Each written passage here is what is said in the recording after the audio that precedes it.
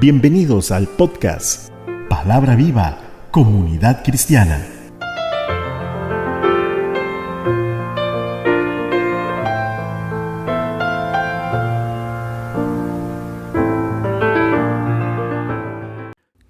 Es un privilegio estar nuevamente con usted en el estudio de la palabra. Hoy con el tema Arrepentimiento y Bautismo, según el Evangelio de Lucas, capítulo 3. La Biblia está basada en hechos históricos e inspirada por Dios para edificación de su pueblo. En el verso 2 del Evangelio de Lucas nos dice su palabra que Juan, hijo de Zacarías, fue llamado profeta para anunciar su palabra, rompiendo aquella época de oscurantismo que desde el profeta Malaquías, 460 años antes de Cristo, no hubo palabra de Dios por mucho tiempo hasta los días de Juan el Bautista. El ministerio de Juan el Bautista dice la palabra que vino palabra de Dios a Juan, hijo de Zacarías, en el desierto, y él fue por toda la región contigua al Jordán, predicando el bautismo del arrepentimiento para perdón de pecados. El mensaje de este profeta coincide exactamente con el de Jesús y más tarde con el de los apóstoles. Lucas cita las palabras de Isaías 43:5, quien profetizó 700 años antes de Cristo, al referirse a la aparición de Juan el Bautista y el ministerio que él desarrolló. Lucas colocó cuidadosamente la obra de Juan en un contexto histórico, porque para Lucas el surgimiento de Juan el Bautista fue la apertura del ministerio de Jesús a través del llamamiento al arrepentimiento y preparando así el camino a Cristo el Salvador. El arrepentimiento trae la verdadera libertad a todo aquel que recibe al Mesías. Algunas personas piensan que el arrepentimiento se trata principalmente de sentimientos, sobre todo de sentir pena por el pecado. Sin embargo, esto va más allá. Es una palabra de acción. Juan le dijo a sus oyentes que hicieran un cambio de mente, no solo de sentir pena por lo que habían hecho. El arrepentimiento entonces habla de un cambio de dirección, no meramente un dolor en el corazón. Para un judío, someterse al bautismo era decir algo como: yo soy tan malo como un gentil pagano. Esta fue una verdadera señal de un arrepentimiento humilde, una nueva dedicación radical al Señor. Ahora, el bautismo de agua simboliza la limpieza espiritual del pecado, el resultado del perdón, y es diferente de nuestro bautismo ya en Cristo, según Romanos capítulo 6 y versículos 3 y 4, donde nuestra inmersión en agua nos identifica con la muerte y resurrección de Jesús. Este bautismo de arrepentimiento que Juan presentó identificó a una persona con la necesidad de estar bien con Dios y luego ser purificada a través del Espíritu Santo. El gran mensaje de Juan era que las cosas se pueden arreglar. El Mesías está aquí para hacer las cosas que son demasiado grandes para el hombre, imposibles para el hombre. Allanar valles, nivelar las montañas, ajustar caminos torcidos y hacer caminos ásperos, hacerlos lisos. Esto representa todo aquello que para nosotros es imposible como hombre natural. El mensaje de Juan el Bautista a las multitudes, dice la palabra que él les decía a las multitudes que salían para ser bautizadas por él: oh generación de víboras, ¿quién les enseñó a huir de la ira venidera? Hagan pues frutos dignos de arrepentimiento y no comencéis a decir dentro de vosotros mismos: tenemos a Abraham por padre, porque les digo que Dios puede levantar hijos a Abraham aún de estas piedras. Y ya también el hacha está puesta a la raíz, dice la palabra, a la raíz de los árboles. Por tanto, todo aquel que no da buen fruto se corta y se echa en el fuego. Dirigirse a su público como una generación de víboras no es una forma habitual de iniciar un sermón. Preguntarles, ¿por qué están aquí? No es una introducción fácil, pero a Juan no le interesaba predicar un mensaje suave o simplemente entretener al público. El llamado al arrepentimiento debe inquietar el corazón del oyente. El mensaje llega a la gente común y corriente, pero también les llega a publicanos y a soldados de gran rango que habían bajado al río, haciendo la pregunta, ¿qué haremos?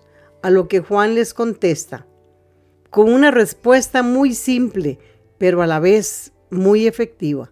Les estaba diciendo a los israelitas con un lenguaje comprensivo y sencillo que estaban viviendo para sí mismos, sin intentar compartir lo que tenían con los necesitados. Exigió que la gente comparta, que sean justos con los demás y que no sean malos ni crueles, que sean felices con lo que reciben, con lo que tienen. Estas cosas debemos seguirlas predicando hoy en día y deben empezar desde nuestros hogares. La integridad en todo lo que hagamos sigue siendo un signo del verdadero arrepentimiento. A veces creemos que Dios nos obliga a hacer grandes cosas o imposibles para demostrar nuestro arrepentimiento, pero esto debe nacer en lo más profundo del corazón y dejarlo salir de manera espontánea. Tampoco Juan consideraba la recaudación de impuestos que hacían los publicanos o ser un soldado como algo intrínsecamente malo. No ordenaba a estos a abandonar sus profesiones, sino a comportarse honestamente. El mensaje que se transmitía a aquellas personas de diferentes clases y condiciones sociales fue un mensaje práctico. Es que cada persona, no importando su profesión o ocupación, debe revelar su fe y su carácter cristiano de la manera en que se comporta o se desempeña, pero diariamente. Como bien dijo el Señor Jesucristo a sus discípulos, por sus frutos los conoceréis. Juan tenía muchas razones de estar orgulloso, pero era humilde. Tuvo un nacimiento milagroso, un destino profetizado. Era un hombre llamado a cumplir personalmente grandes promesas proféticas, un poderoso predicador y un hombre con muchos seguidores. Sin embargo, era también humilde. En Lucas 3:16 nos dice la palabra refiriéndose a Juan el Bautista: yo a la verdad les bautizo en agua, pero viene uno más poderoso que yo, de quien no soy digno de desatar la correa de su calzado. Él les bautizará en Espíritu Santo y fuego. Su aventador está en su mano, y limpiará su era, y recogerá el trigo en su granero, y quemará la paja en fuego que nunca se apagará.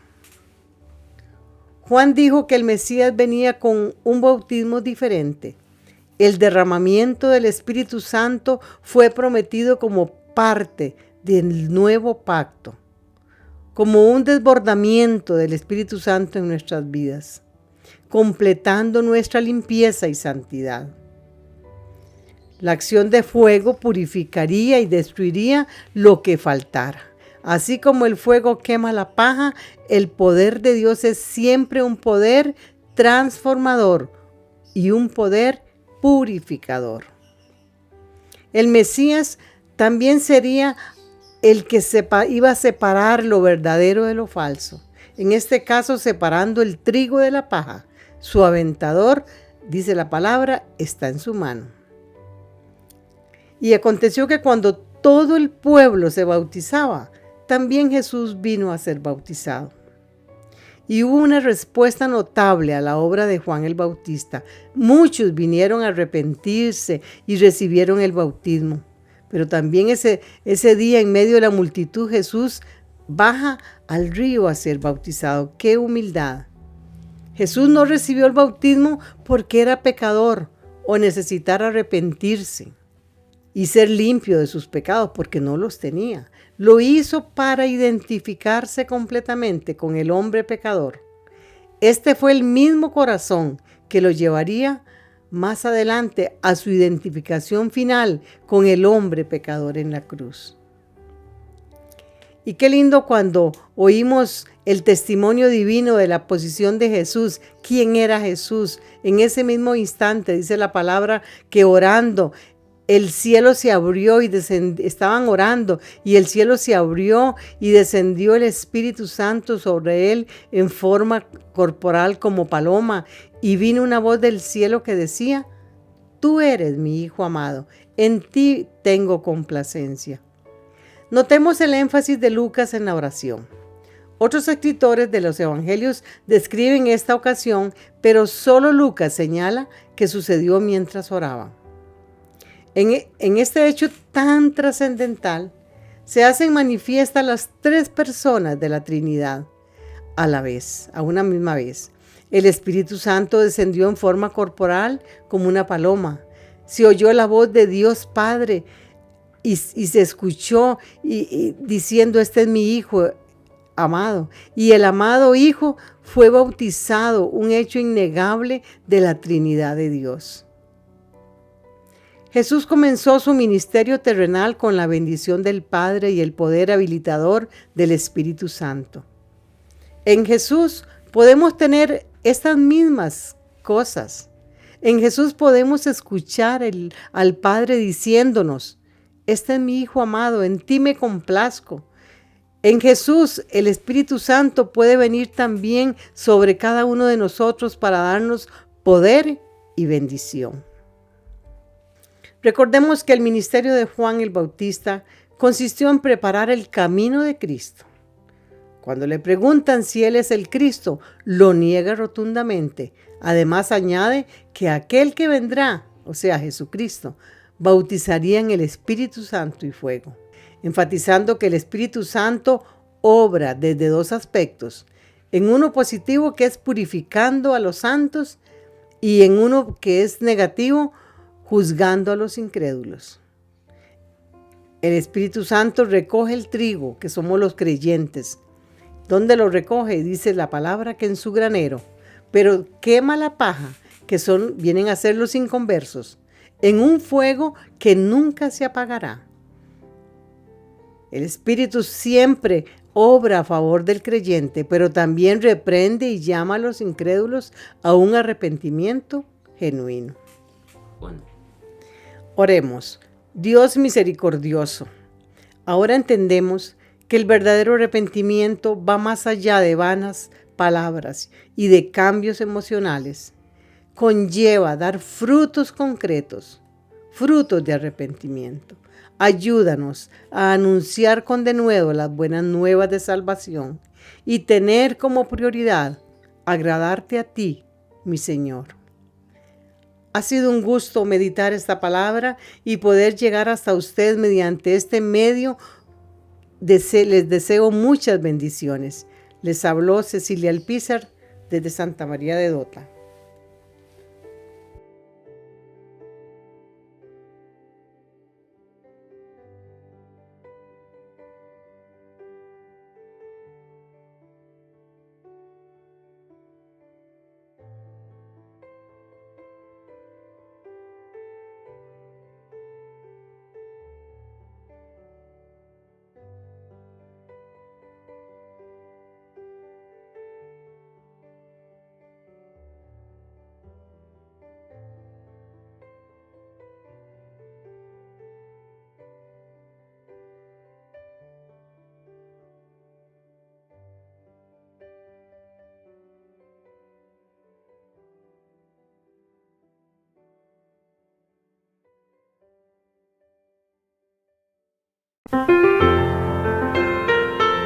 Muchas gracias por escuchar. Recuerde escribirnos al correo palabravivacomunidadcristiana@gmail.com.